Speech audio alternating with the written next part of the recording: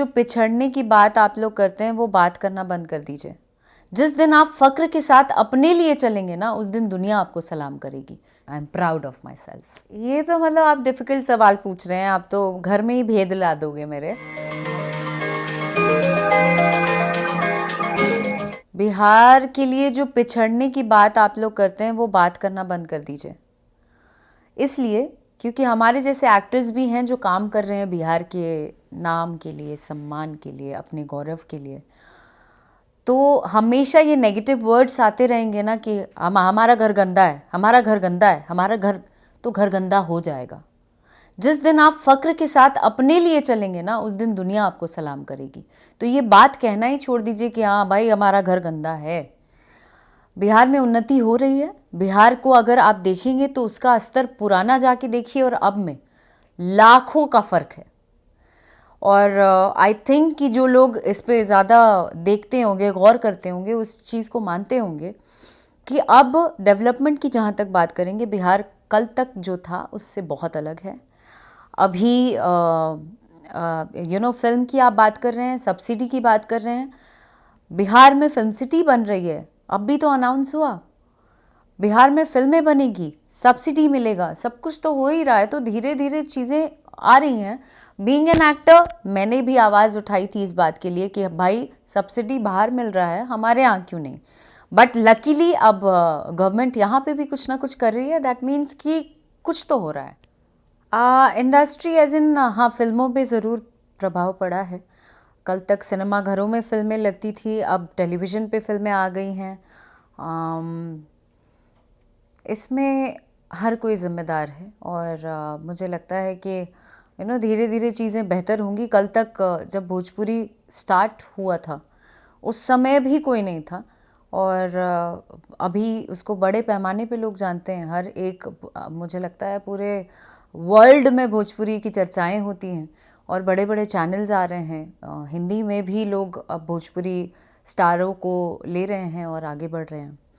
That means कि वो craze जो है भोजपुरी का वो कम नहीं हुआ है।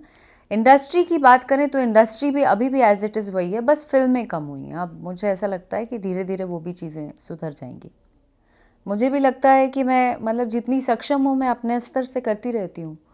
अभी हाल में ही बाढ़ पीड़ितों के लिए मैंने हेल्प किया है, तो अपने स्तर से मैं छुप छुपा के अपना करती रहती हूँ जितनी सक्षम हूँ। मैं बहुत बड़ी वो नहीं हूँ, बड़े पैमाने पे पैसे नहीं कमा रही हूँ, लेकिन जितना मैं कर पाती हूँ उतना मैं करती हूँ। और रही बात नीतीश जी की, अगर वो ऐसा स्टेप लिए हैं तो ये बेहद अच्छी बात है। इनके आई मीन ऐसे सब हेल्प में अगर चाहेंगे कि I should be there, I will be there. I mean कोई भी कलाकार अपने क्षेत्र से निकल कर जो हर एक फील्ड में, हर एक लैंग्वेजेस में काम करना चाहता है, वैसे ही मुझे भी मौका मिल रहा है और मैं कोशिश कर रही हूँ दिन बर दिन कि अच्छा अच्छा काम आए और ना सिर्फ भोजपुरी और भी अदर लैंग्वेजेस में काम करूं और भोजपुरी जिस जगह से मैं जन्मी हूं या जहां से मेरा नाम हुआ है उसको मैं और बड़ा बना पाऊं। करप्शन तो बहुत पहले ही ख़त्म हो चुका था। करप्शन अगर अभी भी चल रहा है फिल्मों में तो वो गलत है। अगर पुरानी चीज़ें दिखाई जाती हैं तो वो फिल्म का हिस्सा है, लेकिन एट प्रेजेंट अगर ये चीज़ शो करते हैं तो ये गलत है। मुझसे भी कई लोग पूछते हैं कि आप बिहारी हैं और बिहार में कट्टा बहुत यूज़ होता है, बट नहीं, ऐसा नहीं है। अब चीज़ें तो बहुत बदल चुकी हैं। तो आपका ये एजुकेशन की जहाँ तक बात कर रहे हैं ये गलत नहीं है। मुझे ऐसा लगता है कि जो लोग पढ़े लिखे वर्ग हैं उनको ये पता होगा कि इसका मायना क्या है। आज एजुकेशन की कमी है जिसकी वजह से रेप होता है, जिसकी वजह से लड़कियों को दबाया जाता है, जिसकी वजह से लड़कियां सेल्फ इंडिपेंडेंट नहीं हो पा रही हैं। बहुत सी चीज़ें हैं जिसकी वजह से सबसे बड़ा जो कारण है वो है पढ़ाई। तो वो चाहे सेक्स एजुकेशन हो, चाहे कोई भी एजुकेशन हो, education is very important, very important. आप इसमें सबसे ज़्यादा मुझे लगता है कि पेरेंट्स का योगदान होना चाहिए। हर माँ को अपने बेटे को पहले पढ़ाना चाहिए और इस वजह से इस तरीके से धीरे धीरे डेवलपमेंट होगा और चीज़ें बदलती जाएंगी। तो मेरा जो मायना, अगर मेरा नज़रिया पूछेंगे तो मुझे ऐसा लगता है कि ये सब बेहद ज़रूरी है। अब मैंने अभी तक ऐसा कुछ सोचा नहीं अपने बारे, और ख़ुद का आकलन मैं क्या करूँगी, जो दर्शक हैं वही बनाते हैं, और वो जिस नज़रिए से मुझे देखते हैं आई एम देयर। और आई थिंक कि अपने काम को शिद्दत से करना चाहिए, बाकी तो लोग ही हैं जो आपको बनाते हैं, और लोगों की चहेती बन के रहना चाहती हूँ। विवाद तो खैर होता जाता रहता है, पर हाँ, बिग बॉस में जाने का मौका मिला। और सफ़र की अगर बात करेंगे तो जब मैंने हिंदी सीरियल किया था जी टीवी के लिए, वो अब मैं देख रही हूँ और ज़्यादा पॉपुलर हो रहा है, चाहे वो सोशल मीडिया हो, चाहे रील्स हो, चाहे यूट्यूब शॉर्ट्स हो, हर जगह देखती हूँ तो लगता है कि हाँ भाई, थोड़ा बहुत मैंने भी अच्छा और काम किया है, और वो प्लस प्लस होते चला जाता है जब आप काम करते हैं। तो आई एम हैप्पी कि एक सफ़र रहा है, छोटे से ही, बड़े कम उम्र से मैंने शुरुआत की, तब से लेके अब तक का जो सफ़र रहा है वो हर दिन कुछ ना कुछ सीखना ही है, और वैसा ही रहा है कि अभी भी सीख रही हूँ। और ये प्लस प्लस प्लस होते आई थिंक एक दिन ऐसा होगा कि पलट के देखूँगी तो लगेगा हाँ यार, I am proud of my self. माता पिता को, ऑब्वियसली काम को भी, at the same time, because मेरे माता पिता का भी कहना है कि काम पहले ज़रूरी है।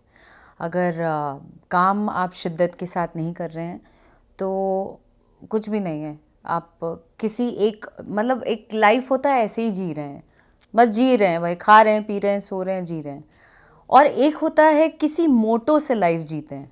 तो मुझे ऐसा लगता है कि हर दिन जब मैं सोती हूँ तो मुझे ऐसा लगता है नेक्स्ट डे मुझे कुछ ना कुछ तो बड़ा करना है, कुछ करना है आगे लाइफ में, अभी बहुत कुछ अचीव करना बाकी है।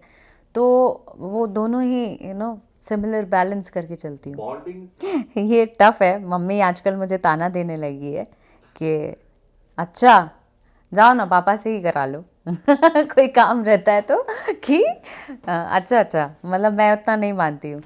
But to be very honest, बेटियों के लिए पापा के प्रति एक अलग ही झुकाव होता है, ये कोई माने या ना माने, लेकिन माँ का स्थान भी उतना ही इम्पॉर्टेंट है। माँ नहीं तो कुछ भी नहीं।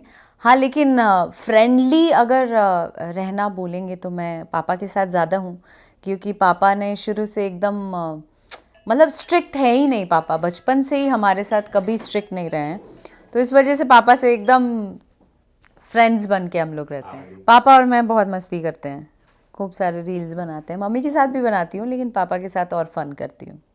ये तो मतलब आप डिफ़िकल्ट सवाल पूछ रहे हैं, आप तो घर में ही भेद ला दोगे मेरे।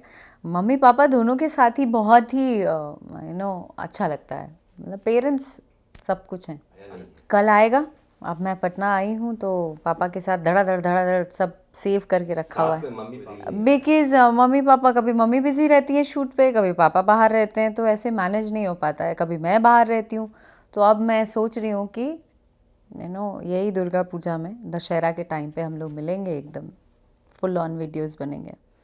कुछ चीज़ें मैनिफेस्ट होते आपके झोली में आ जाती है, और मुझे ऐसा लग रहा है वो समय बहुत करीब है, and I am working hard.